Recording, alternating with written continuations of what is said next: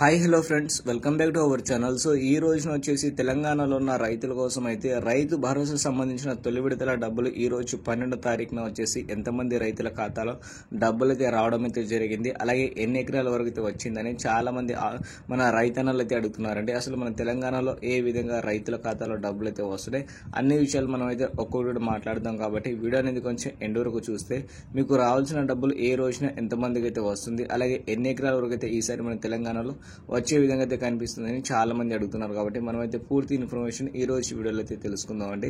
Just వీడియోని end వరకు చూడండి. ఎవరైతే మన రైతన్నలు అయితే ఉన్నారో, కూలీలు కానీ కౌలు రైతులు కానీ, వాళ్ళ గురించి కూడా ఏమైనా వచ్చిందా లేదని చాలా మంది అడుగుతున్నారు. కాబట్టి మనమైతే ఈ రోజు వీడియోలో పూర్తిగా డీటెయిల్గా అయితే తెలుసుకుందాం. అసలు మన తెలంగాణలో ఏ విధంగా సిచ్యువేషన్ అయితే ఉంది అన్ని విషయాలు మనం అయితే మాట్లాడుకుందాం. కాబట్టి వీడియో అనేది కొంచెం ఎండ్ వరకు చూడండి. మీకు రావాల్సిన డబ్బులు ఏ రోజున వస్తున్నాయి అన్ని విషయాలు మనం అయితే మాట్లాడుకుందాం అండి. ఓకేనా? సో ఇప్పుడైతే లేట్ చేయకుండా వీడియో అయితే స్టార్ట్ అయితే చేద్దాం. లైక్ చేసేయండి.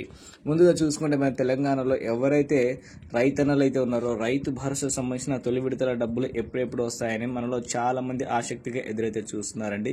ఎందుకంటే హామీ ఇచ్చిన విధంగా తెలంగాణలో రైతులకైతే రైతు భరోసా సంబంధించిన డబ్బులు అయితే అందియడం అయితే లేదండి ఈసారి కాంగ్రెస్ ప్రభుత్వం అని ఇప్పటికే చాలా మంది మనలో బాధపడుతున్నారు. కాబట్టి వాళ్ళందరి కోసం వచ్చేసి ఈ రోజు నుంచి మన తెలంగాణలో ఏదైతే రైతన్నలు అయితే ఉన్నారో రైతు భరోసా యాసంగి పంటకు సంబంధించిన డబ్బులు అనేది అందియడం అయితే జరుగుతుందని ఈ రోజున మనకైతే చెప్పడం అయితే జరిగిందండి. హామీ ఇచ్చిన విధంగా ఒక్కొక్కరికి అయితే డబ్బులు అయితే విడుదలైతే చేస్తున్నాం. గతంలో కూడా మనం అయితే 4 ఎకరాల వరకు అయితే చేసాం కదా. కొన్ని రోజుల వరకు అయితే మనకైతే తాత్కాలికంగా ఈ పథకాన్ని అయితే ఆపామని గతంలో వచ్చేసి మన వ్యవసాయ శాఖ మంత్రిగా తుమ్మల నాగేశ్వరరావు గారు చెప్పారు కదా. సో దాని తర్వాత వచ్చేసి మళ్ళొక్కసారి రైతులకైతే రైతు భరోసా సంబంధించిన డబ్బులు అందియాలని ఈసారి ప్రభుత్వం అయితే నిర్ణయం అయితే తీసుకుందని ఈ రోజున మనకైతే చెప్పడం అయితే జరిగిందండి. సో ఎట్లయినా సరే రైతుల ఖాతాలో రైతు భరోసా సంబంధించిన డబ్బులు అయితే వస్తున్నాయండి. హామీ ఇచ్చిన విధంగా మన తెలంగాణలో 1 నుంచి 10 ఎకరాలు కలిగి ఉన్న వారికైతే ఈసారి కాంగ్రెస్ ప్రభుత్వం డబ్బులు జమ చేయాలని అనుకుందండి. అలాగే ఈసారి ఎవరైతే 4 ఎకరాల లోపు పొందిన వాళ్ళు అయితే ఉంటారో వాళ్ళకైతే మళ్ళొకసారి డబ్బులు అయితే రావడం అయితే లేదు. చాలా మంది మా కూడా ఇస్తున్నారేమో అనుకుంటున్నారు. సో వాళ్ళకైతే రావట్లేదండి.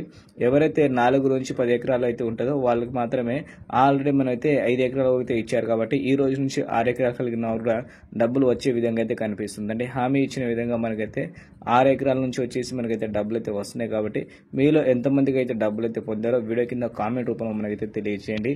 అలాగే ఈసారి వచ్చేసి ఎవరైతే రైతన్నలు మీరు కౌలు రైతులు కూడా ఏమైనా అడుగుతున్నారంటే మాకు కూడా డబ్బులు 12,000 రూపాయలు ఇస్తారా లేదని అడుగుతున్నారండి.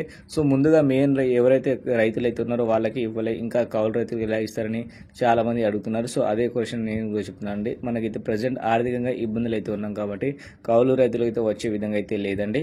ఈ మెయిన్ రైతులు ఎవరైతే ఉన్నారో వాళ్ళకి మాత్రమే కొంచెం ఆర్థికంగా సాయం చేసే విధంగా అవుతుంది.